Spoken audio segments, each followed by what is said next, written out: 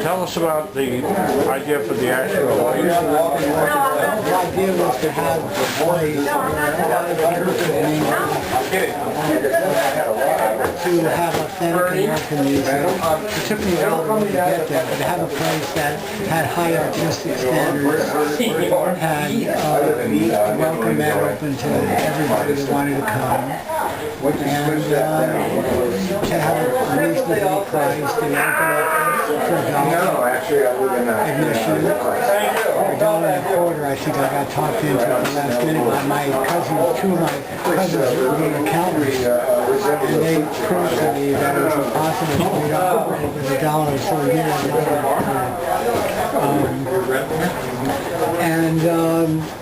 did a place for even a lot of musicians. I was part of the Los Angeles folk scene, which was a group of maybe 500 people that went from one concert to another, and I had built up to the opening of the Astro by presenting three concerts that were overwhelmingly successful. That turned away crowds for 800. So I proved that to myself that, I mean, I didn't doubt that I was putting on great music, which I was. I was putting on great dancers and guitarists at flamenco on two of them, and a full concert in the middle.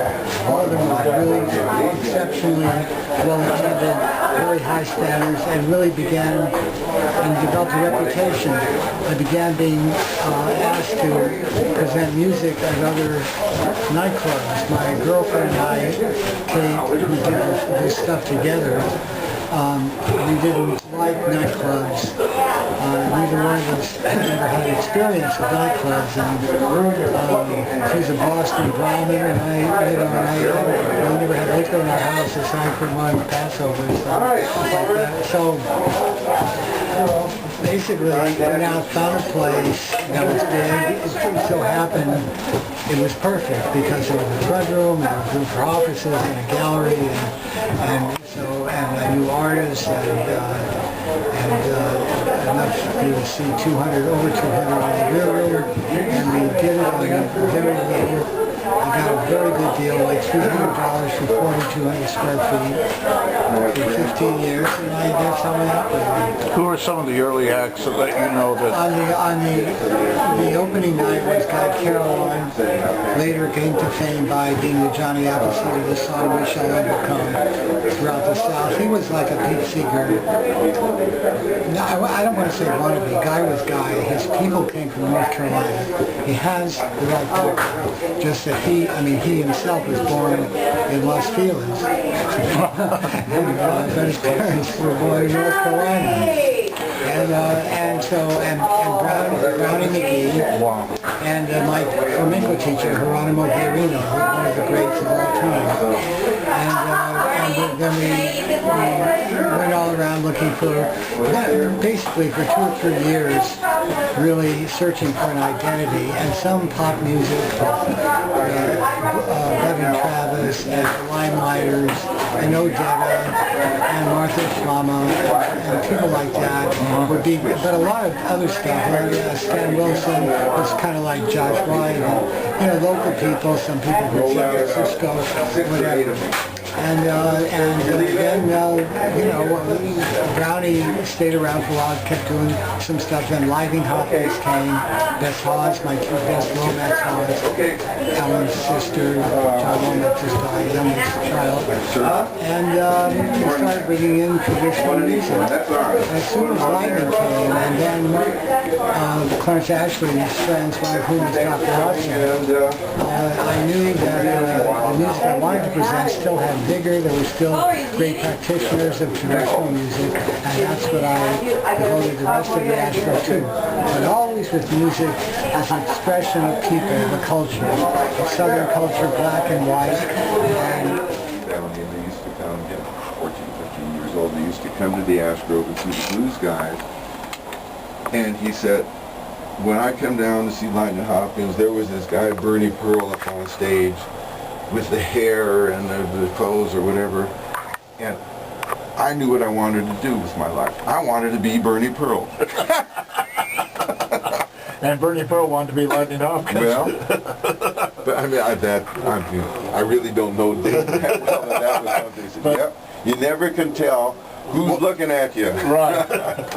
And whose life you're going to help along the way.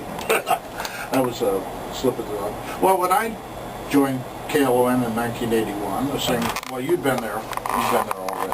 Well, yeah, When it I was at started the, in early City 80 College. when we were still at Long Beach City College, and I used to have to throw, I'm telling you the truth, I used to have to throw rocks at the window to get the guy who was running the board to come downstairs and unlock the door. I kid you not. I used to stand outside and find pebbles and throw it up because he, either didn't answer the phone or, of course we didn't have cell phones in those days. So I would stand out there and throw rocks at the window late Sunday nights to be laid into the sink. Now, at a certain point, I'd start bringing my own rocks. And, Yeah.